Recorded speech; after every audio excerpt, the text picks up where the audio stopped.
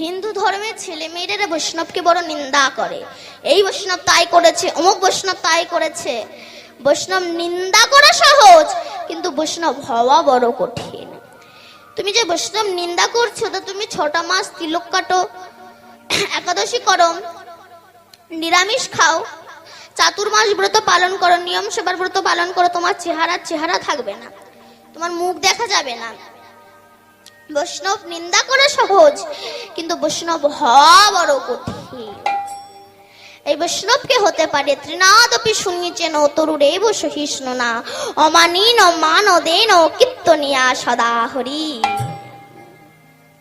ত্রিনাদপি শুনিয়েছেন, তোমাকে ঘাসের চেয়ে নিচু হতে হবে। বলে ঘাসের চেয়ে মানুষ নিচু হতে পারে? বলে একটা মানুষ ঘাস নয়, বিষ্ঠার চেয়েও নিচু হতে পারে। কেমন? এক ব্যক্তি গুরুদেবের কাছে দীক্ষা নিতে গিয়েছে। তখন গুরুদেব বলছে, বাবা আমি তোমাকে দীক্ষা দেব, তবে পৃথিবীতে যে নিকৃষ্ট বস্তু আছে সেই বস্তু যদি তুমি আমার সামনে আনতে পারো তবেই আমি তোমাকে দীক্ষা দেব। তখন ব্রাহ্মণ মনে মনে ভাবছে, আমি ব্রাহ্মণ, তাহলে সবচেয়ে নিচু জাতি হবে পায়খানা পরিষ্কার করা মেথর। মেথরের কাছে গিয়েছে, মেথর তুমি সবচেয়ে ছোট জাত। মেথর বলছে, দেখো ভগবান আমাকে সৃষ্টি করেছে এই নোংরা পরিষ্কার করার জন্য। আমি যদি নোংরা পরিষ্কার না করি তবে দেশ দুনিয়া গন্ধ হয়ে কত মানুষ মারা যাবে। আমি পরিষ্কার করি তাই তুমি বেঁচে আছো। আমি ছোট নই, তুমি ছোট। তখন ব্রাহ্মণ এবার গিয়েছে গাছের কাছে, গাছ তুমি সবচেয়ে ছোট। গাছ বলছে, আমি ছোট নই, তুমি ছোট। কেন না? মানুষ যখন ক্লান্ত হয়ে যায় তখন আমার ছাওয়ায় শীতল করতে বসে, আমার কাঠে সিংহাসন তৈরি হয়ে রাধা গোবিন্দের পূজা হয়। আমি ছোট নই, তুমি ছোট। এবার ব্রাহ্মণ ওই ব্যক্তি গিয়েছে গরুর কাছে, গরুকে বলছে, গরু তুমি সবচেয়ে ছোট। গরু বলছে, আমি ছোট নই, তুমি ছোট। কেন না? আমার দুধ ভগবানের সেবাই লাগে, আমার বৃষ্ঠা, আমার গোবর না হলে দেবতার পূজা হয় না, তাই আমি ছোট নই, ছোট হচ্ছে তুমি। এখন ব্রাহ্মণ তো ছোট খুঁজেই পায় না। ব্রাহ্মণ এখন, সেই ব্যক্তি এখন বিভিন্ন রকম রান্না করে খেয়েছে, খেয়ে বিষ্ঠা ত্যাগ করেছে, করে নাকে কাপড় দিয়ে বলছে, এই হচ্ছে সবচেয়ে ছোট জাত। এই বলে যেই তুলতে যাবে তখন সেই বৃষ্ঠা বলছে, হে ব্রাহ্মণ। কে? বলে আমি বৃষ্ঠা। বলে বৃষ্ঠা আবার কথা বলতে পারে? বলে বলতে পারে না, তবে আজ বলতে হচ্ছে। কেন?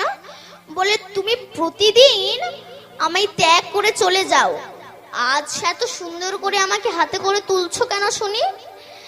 তখন সেই ব্যক্তি বলছে, আমার গুরুদেব আমাকে বলেছে যে পৃথিবীতে যত নিকৃষ্ট বস্তু আছে সেই বস্তু নিয়ে যেতে, এই তুমি হচ্ছে সবচেয়ে বেশি নিকৃষ্ট বস্তু, তাই আমি তোমাকে নিয়ে যাচ্ছি। তখন সেই বৃষ্ঠা বলছে, আমি নিকৃষ্ট নই, তুমি ছোট জাত। কেন? আজ তুমি না খেয়ে যদি গরুতে খেত তবে তার গোবর দেবতার পূজায় লাগতো, তোমার মতো অপদার্থ খেয়েছে বলে আজ আমার এই অবস্থা, তাই আমি ছোট নই, তুমি ছোট। তখন সেই ব্যক্তি ছুটতে ছুটতে গুরুদেবের কাছে এসে বলছে, গুরুদেব আমি বুঝতে পেরেছি এ জগতে আমার মতো ছোট জাত আর জগতে নাই, তাই গৌর হরি বল। তাই তোমাকে ছোট হতে হবে। ত্রনাদপি শুনিয়েছেন তরুরেব সহিষ্ণু না, তোমার গাছের মতো সহ্য ক্ষমতা থাকতে হবে। কেমন? এক সাধু ভিক্ষা করতে করতে যাচ্ছে, যেতে যেতে প্রবল ঝড় উঠেছে। তখন সাধু একটা টিনের ঘর দেখতে পেয়ে তার ভিতরে প্রবেশ করেছে। সেখানে কিছু ডাকাত তাস খেলছিল। তারা সাধুকে দেখে বলে, এই সাধু বেরিয়ে যা এক্ষুনি। তখন সাধু বলছে, বাবা বাইরে তো প্রচন্ড ঝড় বৃষ্টি হচ্ছে, থামলেই আমি চলে যাব। সেই সময় ডাকাতের যে সর্দার সে সাধুর বুকে মেরেছে একটা জোরে লাথি, আর সাধু ছিটকে বেরিয়ে পড়েছে ঘর থেকে। আর যেই না সাধু পড়ে গিয়েছে বাইরে, সেই সময় হঠাৎ বজ্রঘাত হলো টিনের ছাদের ওপরে, সবকটা ডাকাতের দল মারা গেল। সেই সময় সাধু কি বলছে জানো? কে তুমি মহান, আমাকে বাঁচিয়ে দিলে আপনারও প্রাণ। কে তুমি মহান, এই তো মহতের স্বভাব। তোমাকে গাছের মতো সহ্য ক্ষমতা হতে হবে। তাহলে ত্রিনাদপি শুনিয়েছেন তোর রেব সহিষ্ণু না অমানীন মানদেন। নিজেকে বেশ উচ্চ জায়গায় রাখলে হবে না, যে আমি এই করতে পারি, আমি ওই করতে পারি, এই জায়গায় রাখলে হবে না। নারদ একদিন কৃষ্ণকে বলছে, কৃষ্ণ তুমি বলো যে আমাকে চাই আমি তাকে চাই, যে আমাকে না চাই আমি তাকে না চাই। তা দুর্যোধনরাও তো তোমাকে চেয়েছে, আর অর্জুনরাও তো তোমাকে চেয়েছে, তবে তুমি অর্জুনদের দলে গেলে আর এদিকে দুর্যোধনদের দলে এলে না কেন? তখন ভগবান বলছে, জানো ওদের হৃদয়ে সেই ভক্তিটুকু নেই, এই কারণে ওরা ছোট হতে জানে না, এই কারণে। নারদ বলছে, তোমার কাছে কোনো প্রমাণ আছে? তখন ভগবান বলছে, নারদ তোমাকে আমি 3টে ফুলের মালা দিচ্ছি। একটু হচ্ছে পারিজাত ফুলের মালা, একটু হচ্ছে গোলাপ ফুলের মালা, আর একটু হচ্ছে গাঁদা ফুলের মালা। তুমি প্রথমে দুর্যোধনদের কাছে গিয়ে জিজ্ঞাসা করবে তাদের মধ্যে উত্তম কে।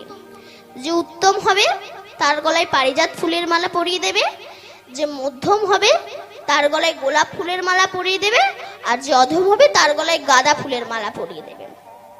কি কি বললাম? উত্তমের গলায় পারিজাত ফুলের মালা, মধ্যমের গলায় গোলাপ ফুলের মালা, আর অধমের গলায় গাঁদা ফুলের মালা। তারপরে তুমি যুধিষ্ঠিরদের কাছে যাবে, সেখানে গিয়ে জিজ্ঞাসা করবে কে উত্তম, কে মধ্যম, আর কে অধম। তারপরে তুমি আমার কাছে আসবে। তাই আজ নারদ চলেছে দুর্যোধনের গৃহে, মুখে কৃষ্ণ নাম নিয়ে, কৃষ্ণ কেশব কৃষ্ণ কেশব সুধা মাখা এই নাম হরি নাম মধু মাখা এই নাম। কৃষ্ণ কেশব কৃষ্ণ কেশব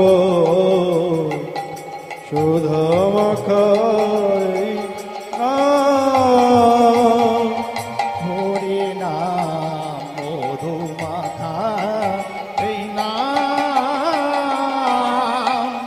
জপরে জপরে জপরে রসনা জপরে জপরে জপরে জপরে বাসনা সুধা মাখা এই নাম হরি নাম সুধা মাখা এই নাম হরি নাম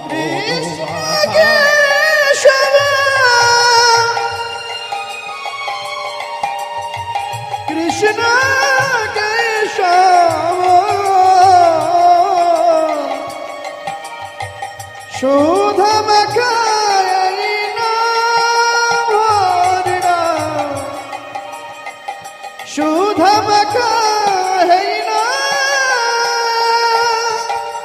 কৃষ্ণ কেশব কৃষ্ণ কেশব সুধা মাখা এই নাম হরি নাম মধু মাখা এই নাম হরি নাম সুধা মাখা কৃষ্ণ নারায়ণ নারায়ণ নারায়ণ।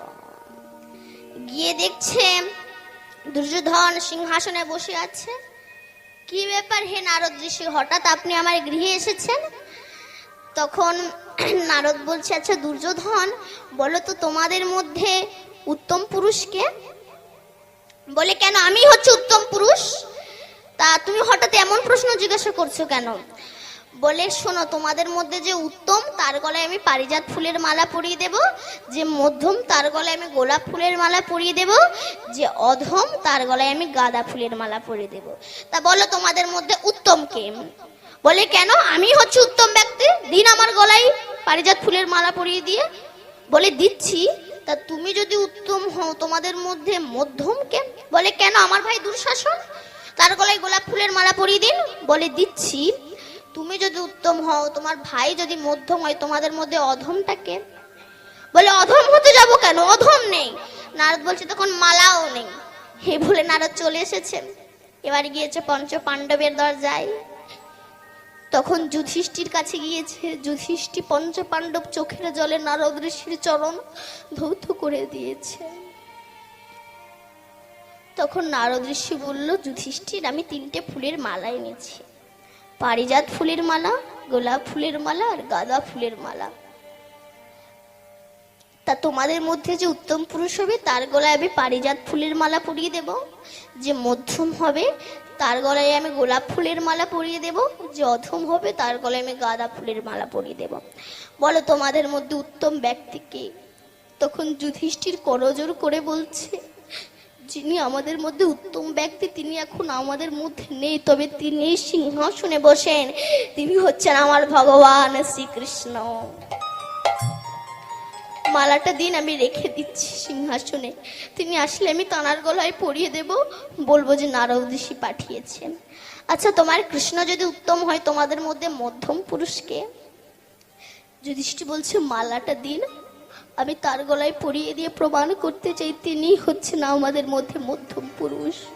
এই বলে নারদ ঋষির হাত থেকে ওই গোলাপ ফুলের মালাটা নিয়ে নারদ ঋষির গলায় জড়িয়ে দিয়ে বলছে, আমার ভগবান হচ্ছে উত্তম পুরুষ আর আপনি হচ্ছেন আমাদের মধ্যে মধ্যম পুরুষ। তখন নারদ বলছে, আচ্ছা তোমাদের মধ্যে অধম পুরুষকে? তখন যুধিষ্ঠির মাথাটা নিচু করে বলছে, আমিই হচ্ছি অধম। তাকে ছোট হতে হবে, তাই বলছে ত্রিনাদপি শুনিছেন তরুরেব সহিষ্ণুরা অমানীন মানদেন কীর্তনিয়া সদা হরি নিদায় গৌর সিদ্ধনাথ প্রেমানন্দে হরি হরি বল। তাই ফুল বলছে আমার কুসুম জনম আজ ধন্য হয়ে গেল। যখন কুরুক্ষেত্রের মাঠে যুদ্ধ হয়ে গেল, কৃষ্ণ গিয়ে দাঁড়িয়েছিল কুন্তির কাছে, পিসিমা এবার আমি যাই। কুন্তি বলল, বাবা তুই গেলে তো আর ফিরে আসবি না, তোর কাছে একটা জিনিস চাইবো, দিবি বাবা? কৃষ্ণ বলেছিল, বলো পিসিমা। তখন কুন্তি বলেছিল, কৃষ্ণ রে তুই যতবার আমাকে পৃথিবীতে জন্ম দিবি ততবার আমাকে দুঃখ জ্বালা যন্ত্রণা ব্যথা বেদনা দিয়ে তুই আমায় জন্ম দিবি। কৃষ্ণ বলল, পিসিমা তুমি আর কত কাঁদবে? কি বাবা? কুন্তি কাঁদিনি? যেদিনে তুমি তোমার বড় ছেলে কর্ণকে জলে ভাসিয়ে দিলে সেদিনে তুমি কেঁদেছিলে। যেদিন তোমার স্বামী পাণ্ডু মারা গেল সেদিনে তুমি কেঁদেছিলে। যেদিনে তুমি পঞ্চ পাণ্ডবকে নিয়ে গান্ধারীর ঘরে দাসীবৃত্তি করেছিলে সেদিনও তুমি কেঁদেছিলে। যেদিন তোমার চোখের সামনে তোমার বড় ছেলে কর্ণ মারা গেল সেদিনও তুমি কেঁদেছিলে। আর তুমি কত কাঁদবে পিসিমা? কুন্তি বলেছিল, কৃষ্ণ রে যেদিন আমি আমার ছেলেকে জলে ভাসিয়ে দিয়েছিলাম সেদিন আমি কেঁদেছিলাম, কিন্তু আমার পাশে কেউ ছিল না, ছিলিস একমাত্র তুই। যেদিন আমার স্বামী পাণ্ডু মারা গেল সেদিনও আমি কেঁদেছিলাম, কিন্তু আমার পাশে কেউ ছিল না। যেদিন আমি আমার 5টা ছেলেকে নিয়ে দিদির ঘরে দাসীবৃত্তি করলাম সেদিন আমি কেঁদেছিলাম, কিন্তু আমার পাশে কেউ ছিল না, ছিলিস একমাত্র তুই।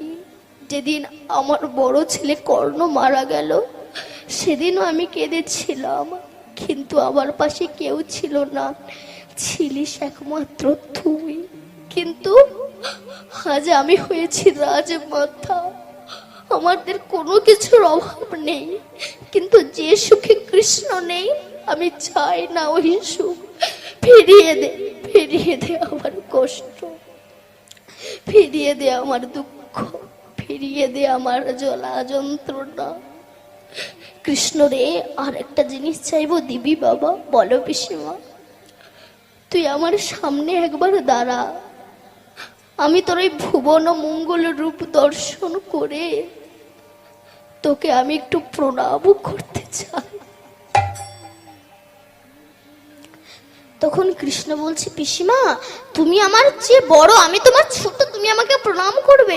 ওরে তুই পুরুষ বলে তোকে প্রণাম করব, আমি একা পুরুষ, জগতে আর পুরুষ নেই, আছে তারা হচ্ছে নকল পুরুষ, আর তুই হচ্ছিস আদি পুরুষ, তাই আমি তোর চরণে প্রণাম করতে চাই।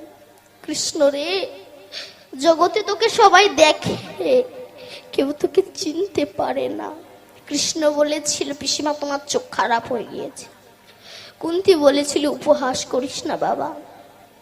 দুর্যোধন তোকে দেখেছিল, চিনতে পেরেছিল না। দুঃশাসন তোকে দেখেছিল, চিনতে পেরেছিল না। কংস তোকে দেখেছিল, চিনতে পেরেছিল না। শিশুপাল তোকে দেখেছিল, চিনতে পেরেছিল না। তোর পিতার নন্দ তোকে দেখেছিল, চিনতে পেরেছিল? যদি চিনতে পারতো, নন্দের পাদুকাকে তোর মাথায় তুলে দিয়ে বলতে পারতো, গোপাল যা পাদুকা দুটো গৃহে পৌঁছে দিস। তোর মা যশোদা তোকে দেখেছিল, যদি যশোদা তোকে চিনতে পারতো, সামান্য নবনীর তরেকে তোকে বাঁধতে পারতো? বল, জগতে তোকে সবাই দেখে, কেউ তোকে চিনতে পারে না রে। এই জায়গাটাই কুন্তী নিজের বেদনার কথাটা বলেছিলাম। আমি এসেছি হে প্রভু তোমারি চরণে, শরণ লইব বলে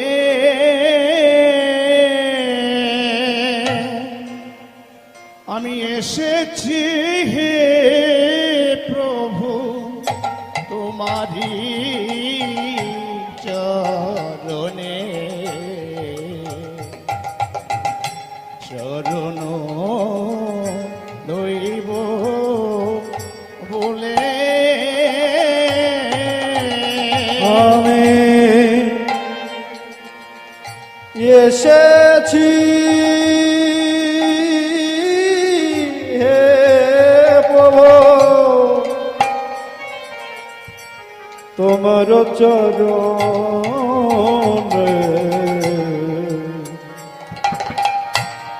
লহিব গিয়ে জন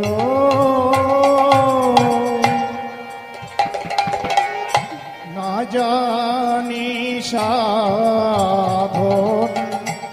আমি অভাজন, লহে আমারে তুলে, আমি না জানি সাধন,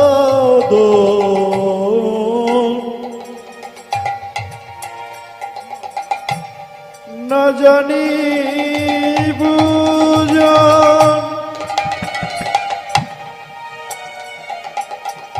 লহে আমায় বক মাঝে,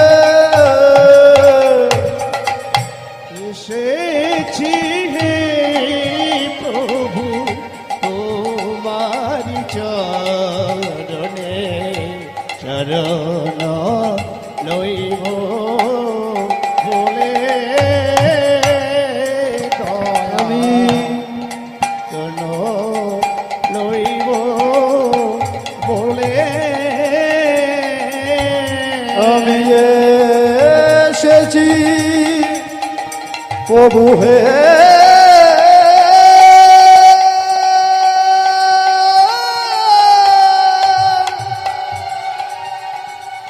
হে